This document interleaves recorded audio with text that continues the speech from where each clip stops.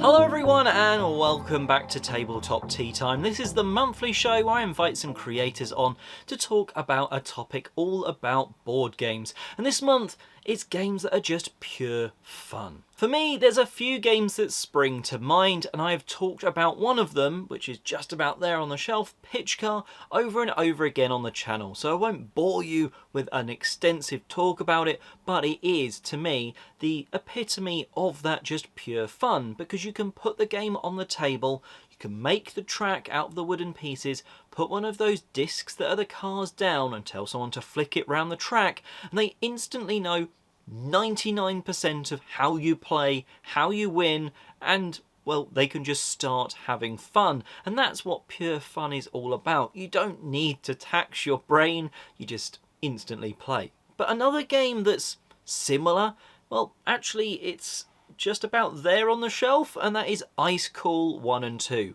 I also love this other dexterity game, which is all about flicking, instead of cars around a track, penguins around an ice cool high school.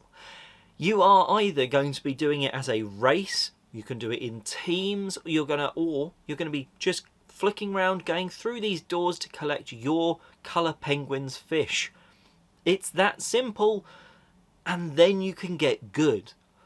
And what I mean by that is you can just flick your penguins through the doors, or you can start trying to flick downwards so it jumps over the wall to mean that you take less flicks than your opponents, and different things like that. You can sort of try and spin it a little bit so it curves round through multiple doorways at once.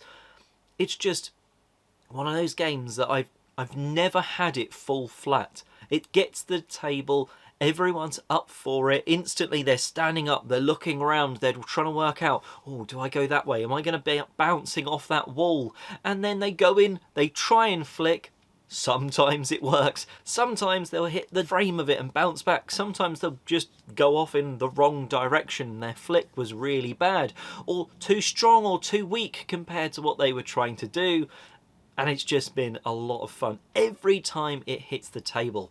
It is that pure fun of just people laughing at themselves and with others that Ice Cool really generates. And that's the reason I've got 1 and 2 in the collection. They're almost identical, but you can combine them into bigger, more chaotic, bigger sort of high school Ice Cool places. And why not?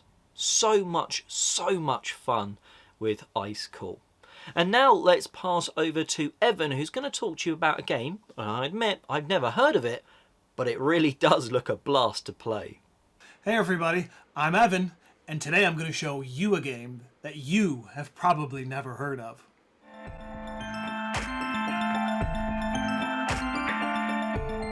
You know what's fun? Stacking games. I like stacking games. There's famous ones like Animal Upon Animal and Rhino Hero. But I've got one that maybe you've never heard of. And this is called Tombolo, I believe it is pronounced. It has some of the most interesting pieces in a game that we own. So let's go down to the table and I'll show you how it works. Kind of. So here's what you get in a copy of Tombolo. You have this board, you have this stack of cards, and you have these poorly translated rules. These rules are in French, and as written, this game is unplayable. But let's talk about that in a minute, because you also get this big pile of sticks, logs, and these crazy-looking beavers. This is one of my favorite components in any game ever. Look at these things. Anyway, so what you do is, depending on the player count, everyone gets a certain number of sticks. Then, to set the game up, as the rules are written, you are supposed to put one here, one log here, one log here, and one log here. The problem is, as you can see, these logs don't always stay, and these logs are not always even stackable. Sometimes they will, no matter what you do, it will not stay. Okay, so as we play, we stand them all up and move them in significantly. So, what you do on your turn is you flip over a card. So, I also want to mention, in order to make this game fun, what you do is you take out the cards that look like this. These are all cards that let you remove sticks from the game, from the board. Because the object of the game is to get rid of all of your sticks. And no one randomly wants to draw a card that adds more sticks to them when the next person might have to place 4. So, let's look at these cards real quick. This means place 1 stick. This means place 3 sticks in a log. And this one means play 4 sticks in a beaver. And basically that's kind of covers it. Some have 2 on it. There's not very many beaver and log sticks. But boy, that's fun. So, what you do is you start placing sticks. And this is going to be... I don't know how this is going to look. Yeah, it looks all right. All right, so draw a card. Place a stick. If a stick falls off, you leave it there. And then you have to, I believe you have to draw another one or draw a penalty one. So you're placing sticks. As soon as you draw one of these cards, I think you're supposed to put the log on top somewhere, but what we end up doing is just making another base so that we can build up the dam. As you can see, I am not doing very well at this game. So as this dam gets built, sticks are being added all over the place. Let's see here. Let's put another log there. Of course, this is not exactly how you would play the game. And I'm failing. So here, let me build this up a little bit.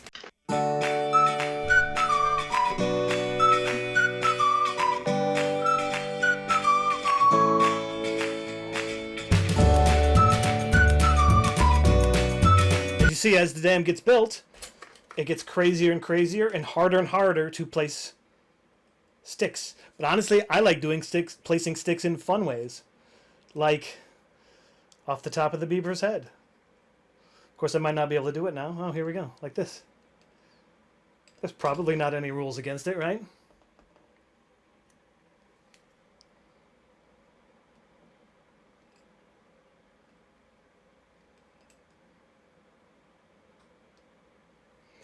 There, like that.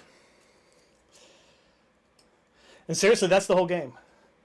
Trying to get rid of all your sticks and make the most monstrosity of a beaver dam you possibly can. The rules say that if it collapses, that person is out, but that usually basically ends the game because they will all hit the water. Look, I'm having fun playing this game right now. And as soon as one person gets rid of all their sticks, they win the game. And I don't know how well this is coming across in this view, so here, let me show you another picture. All right, so yeah, that's basically how you play Tombolo, creating this crazy, ridiculous beaver dam.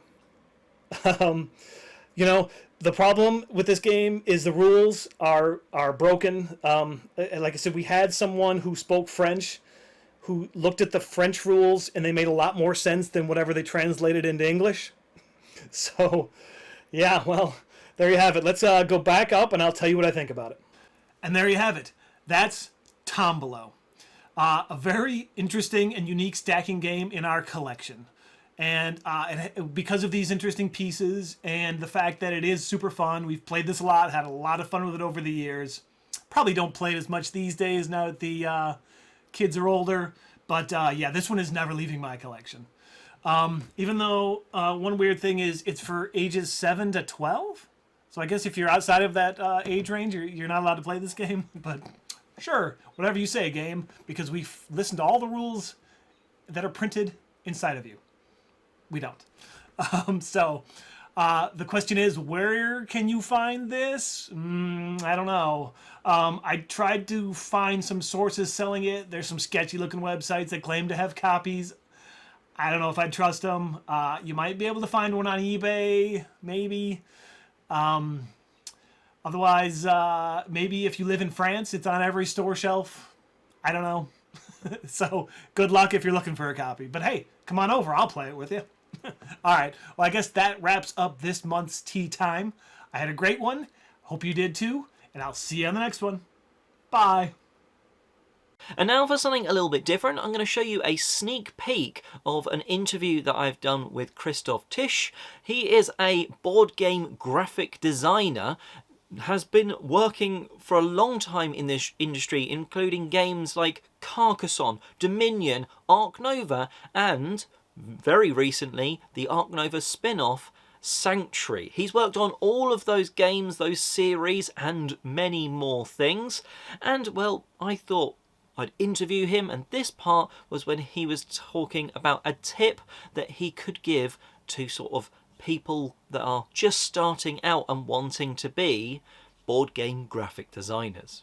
For one, a tip is, like I said earlier before, be in the game. Well, first thing you have to, I think it's essential that you like board games and you like what this whole world is about, and that you like gaming and so playing board games, because normally, well, especially if you start, there's not much money to be made, and so the feeling of having something to do with a product you really like really helps over the course of the first years or when you're not this successful. But you have to, and also you have to know games. You have to know how they work, what is essential for picking up rules. You have to know where all the things have to be placed and so on. There are certain rules which I would say rules of components which the gamers or the players usually don't see, but they're essential to pick up all the stuff. So it's good to be really a gamer, board gamer, to get into it. But on the other hand, if it's nowadays, as I said, it's a bit more separated, the illustration from the graphic designer part. So if you're an illustrator and you're really good and you're good in anticipating what the editor or the graphic designer in the house wants from you, and you have a good partnership, the editor and the graphic designer can surely guide you through all the things they want and they need. So it's not that essential anymore than it was before, but well, why working in board games if you don't like board games? That would be like working as a car vehicle man and not liking driving a car. So it makes no sense for me. Hopefully you enjoyed that answer, and that is part of a bigger interview that you'll see on the channel on Don't Be Bored in the next few days, maybe a week, that sort of time. It depends how quickly I can get that edited. It was a lot of fun talking to him and understanding a very different part of board games that we don't always talk about. Anyway, while you're waiting around and subscribing to see that, make sure you go and check out Evan's channel. Link will be in the description box downstairs. Comment in the comment section, what would you say is a game that's just pure fun for you? And until next time, have a fantastic month gaming.